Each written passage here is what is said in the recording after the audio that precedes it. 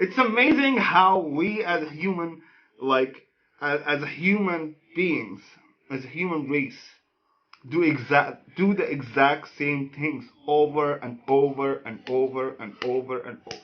It's like we never learn from our mistake. Hey everybody.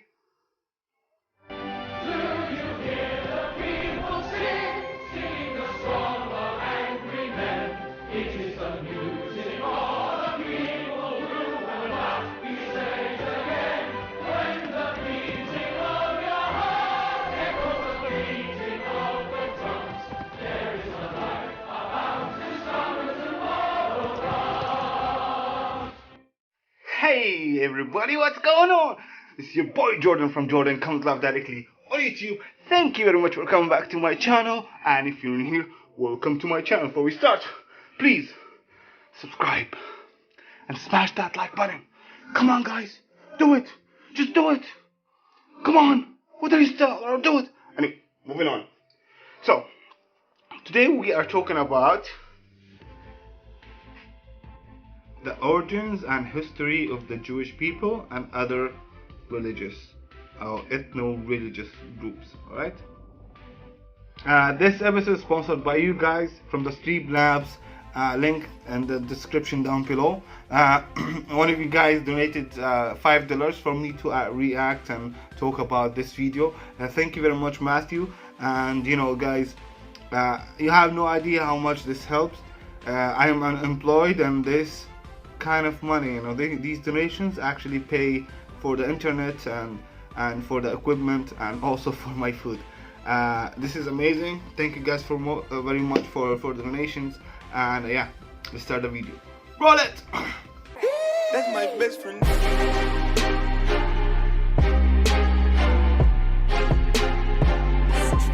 That's my best friend.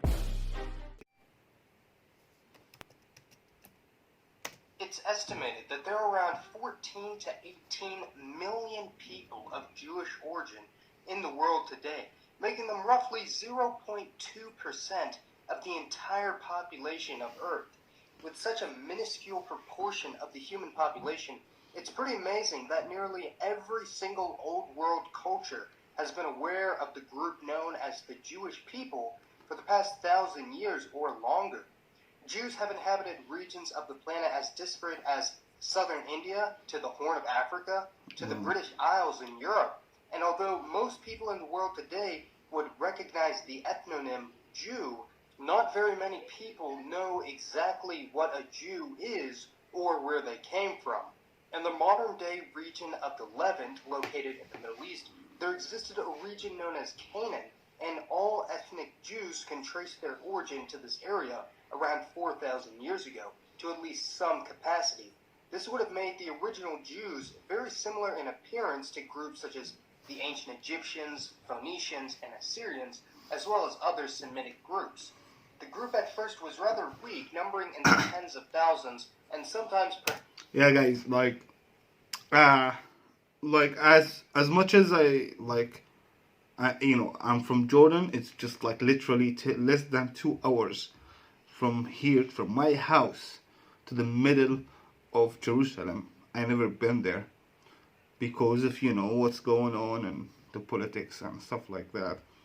I can't just go to Jerusalem, you know, even though like it would be really nice to visit my grandfather's city, but still, fuck it. But I met Jewish people in Cambodia and in India, and it's fucking crazy how much they look like me. Like, because it's, you know, you guys have no idea. Like, I'm from Jordan, and since the beginning of life, for me, as like a descendant of a Palestinian family from Jerusalem, like we know that, you know, that the Zionists that they came and took our homes and our businesses in Jerusalem, and that's why we ended up in Jordan. But you know, I'm just young and I don't really know anything about what's going on there, and I never met an Israeli person until, or a Jewish person until I left Jordan to India or Cambodia. and yeah, they look a lot like me, and everybody I know. It's amazing how much we look alike. It's fucking amazing. Perhaps even less than that. However, there was one thing that all Jews had in common besides heritage, and that was their belief in a monotheistic God that was fairly unique at the time. The Jews had a cohesion that many other groups in the region lacked, and this led to their relative levels of success, although they lacked any real colonial ambitions and therefore never created an expansive empire. Jewish people had been spreading out to neighboring territories such as the Arabian Peninsula and the Greek and Persian empires for quite some time before the introduction of the Romans, but it wasn't until the sacking of Jerusalem in 70 AD by the Roman Empire that the Jewish people began to spread out and really started to make their mark on the world. The Romans became quite sick of the constant Jewish revolts of the province of Judea, and in order to assert their dominance and crush any spirit of independence in the Jewish people, they began a violent campaign in the region, which caused tens of thousands of Jewish people to flee to different areas of the world, including Europe, North Africa, as well as other areas of the Middle East. Whoa. It's exactly the same story for the Palestinians right now, you know. Wow, it's exactly the same story for the Palestinians right now, and that's what's going on. You can find Palestinians everywhere in the world, which is really interesting. Like, I found out that there is a football, like a club, a soccer club for you guys, and somewhere in somewhere in Latin America called Palestina, which is fucking amazing, you know. It's just like these people. Like the grandchildren and of like Palestinian refugees from that time, from like 1948, they went to Latin America, and the grandchildren actually created a football club. That's fucking awesome, and it's called Palestina. Yeah, it's really nice. But the same idea. Now the Palestinians are all over the world because what happened in 1948, when the occupation of the Palestinian lands, started on the hands of the Zionist movement, and it caused a lot of death and refugees all over the world. Yeah, and that's what's going on now. They're everywhere. It's amazing how we as a human. As human beings, as a human race, do the exact same things over and over and over and over and over. It's like we never learn from our mistakes. It's if you like, most of history is exactly the fucking same. Like, hey, you keep repeating yourself over and over again, which is really interesting.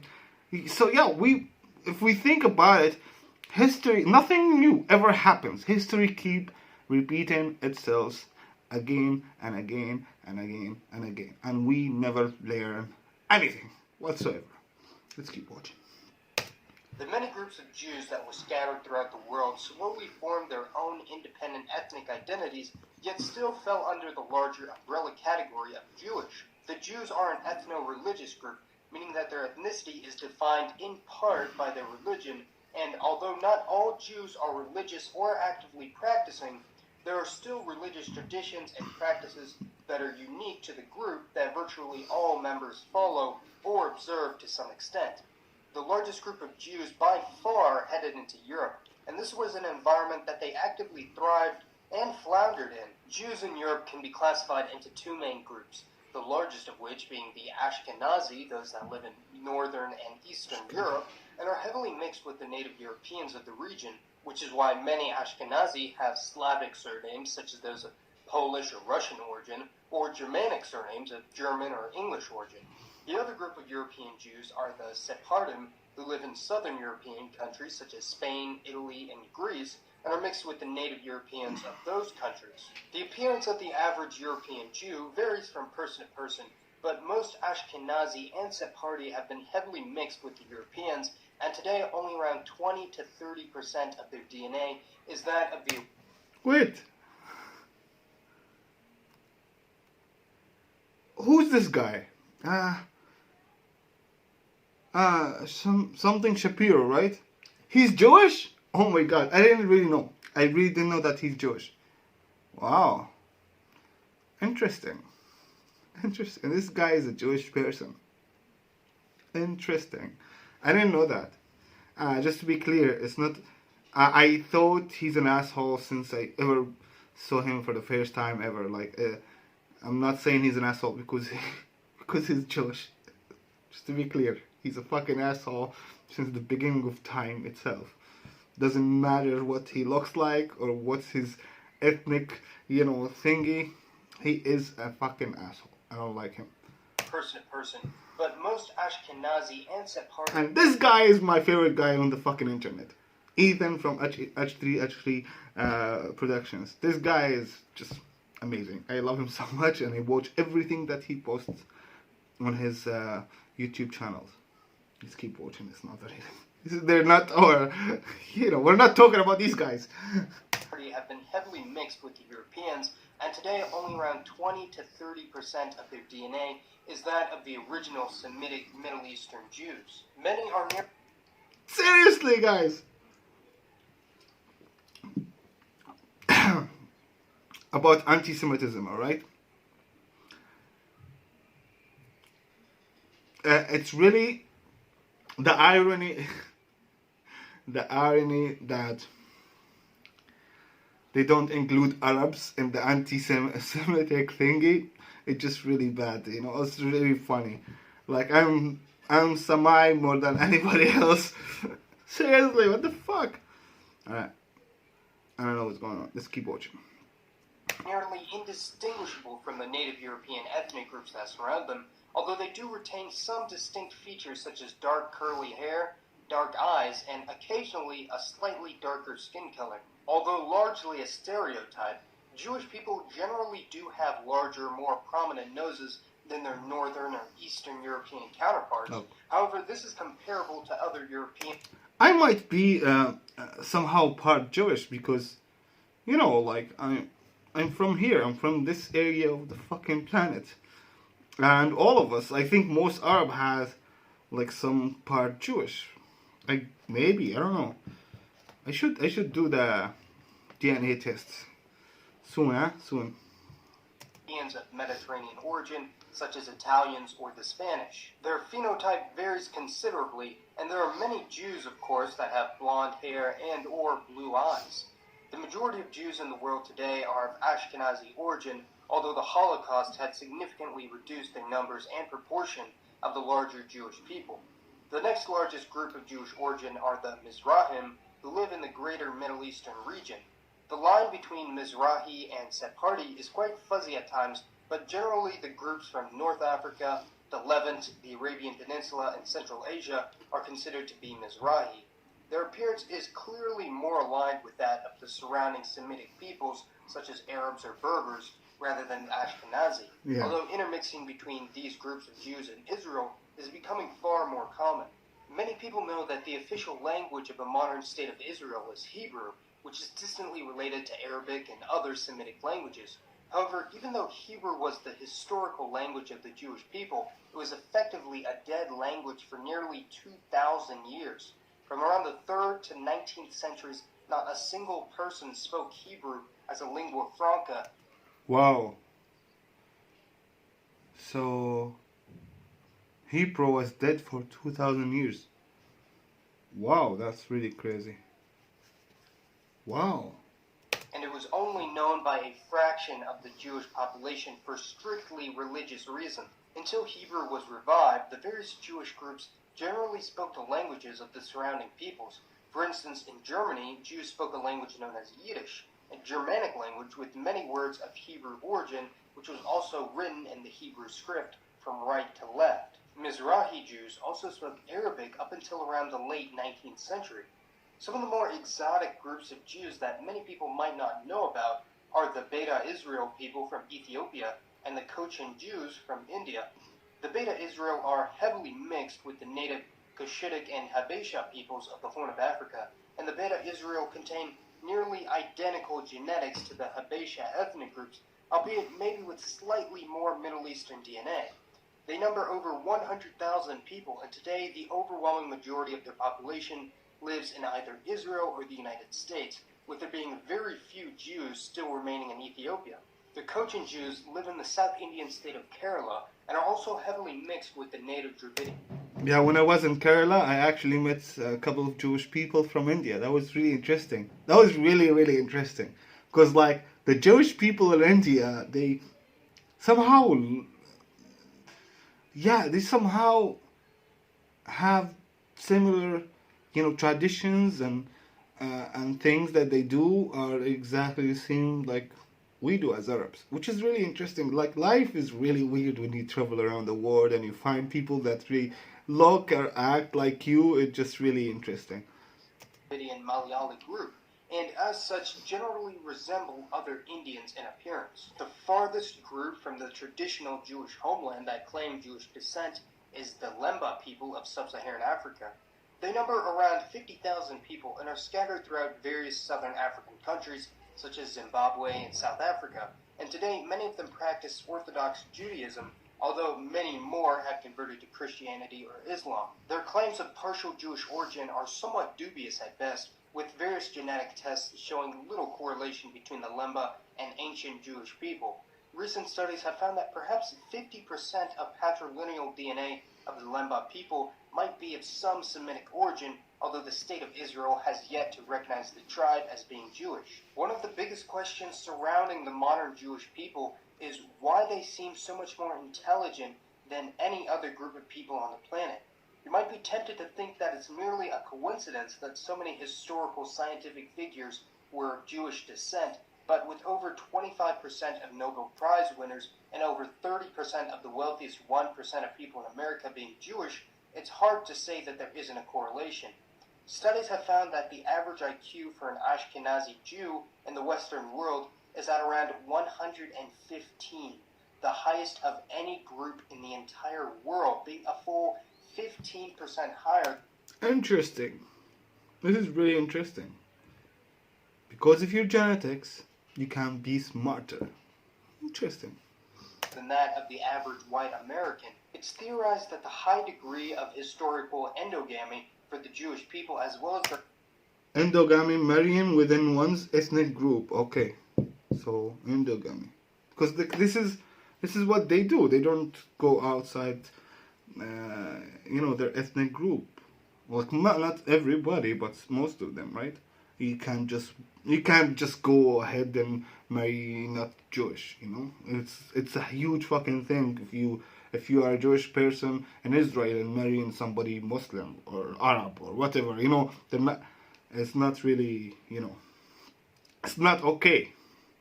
Their constant persecution in the various countries they've inhabited has led to the Jews becoming more intelligent, as well as establishing a tradition of support for all other people of Jewish descent. However, Jews are not the only ethno-religious group, and the majority of ethno-religious groups today live in the Middle East, and include the biblical Samaritan people who, believe it or not, are actually still around. The Samaritans number less than 10,000 people and live in the territories of Israel and Palestine. They practice a religion very similar to Judaism and are genetically quite similar as well.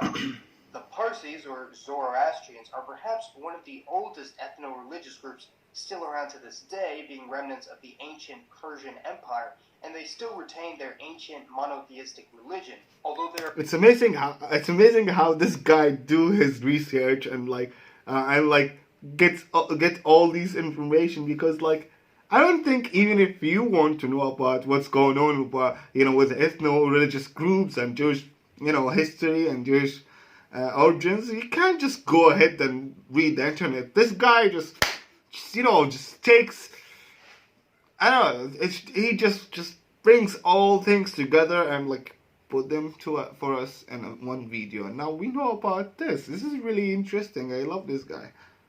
There are very few in number, probably no more than 300,000 people worldwide. Today they live mostly on western Indian coastal cities such as Bombay or in Gujarat. One of the larger ethno-religious groups that exist today are the Druze people, numbering 1 to 2 million people in countries such as Syria, Lebanon, and Israel, and are a bit bemusing, seeing how it's still debatable as to whether practicing members of the Druze faith are Muslims or whether they are followers of an entirely different religion. The Druze are effectively the Mormons of the Muslim faith. I don't know about these guys. I don't know what he's saying. What? Oh, Druze. Yeah. I know the Druze. Okay. Druze.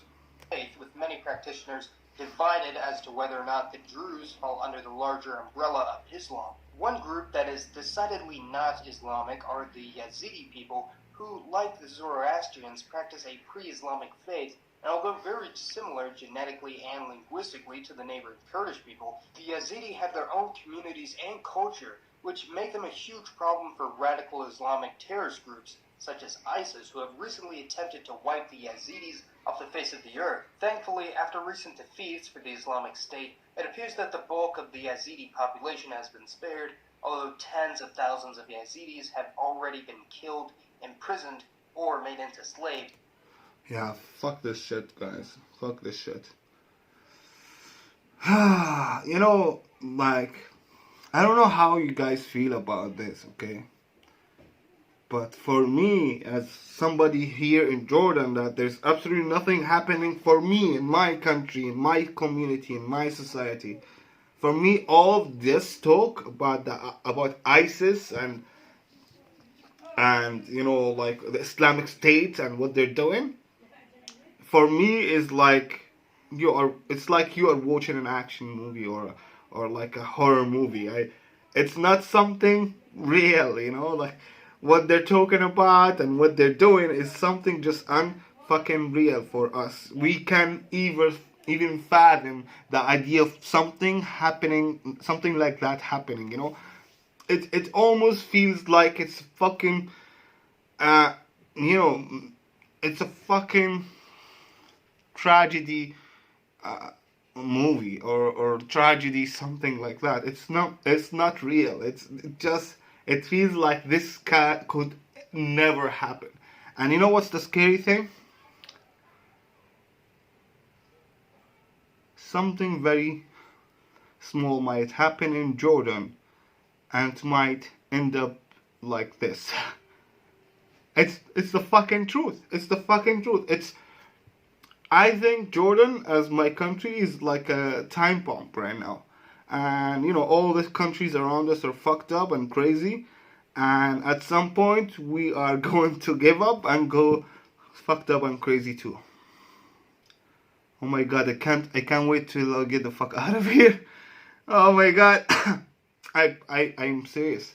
I'm serious. I'm trying to get the fuck out of Jordan, and also I'm trying to like convince my family, all of us, to just move from Jordan anywhere else. Yeah, let's go find another life. I don't know. Okay, let's finish the video. By the terrorist group. Although most ethno-religious groups are barely related, and some are actually at odds with each other, they do share many common traits, such as the need for endogamy to survive as a group, a heightened sense of community and civic duty, and a will to survive not matched by many other people groups on the planet.